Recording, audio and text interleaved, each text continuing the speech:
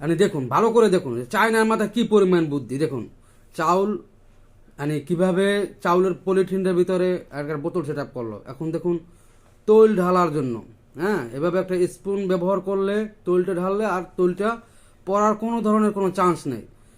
হ্যাঁ, আর যারা মনে করেন হান্ডি পাতিল মানে মাজান, তাদের এই ধরনের ব্যবহার করলে বোতল কেটে, তাহলে আপনার মাছতে গেলে আর হাতে ঘষা খাবেন না, আপনার হাতের খাল বাকলা উঠে যাবে না।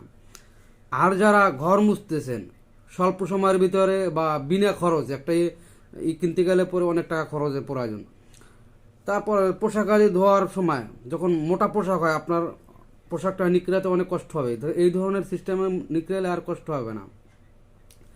এরপরে যারা মনে করেন ডাল বা চাল কিছু এইভাবে বোতলের ভিতরে ঢুকাবেন, এই সিস্টেমে ঢুকাবেন। যারা ছাদ পরিষ্কার করতে চাচ্ছেন তারা এই সিস্টেম পরিষ্কার করবেন, নিচে একটা ছাতা দিয়ে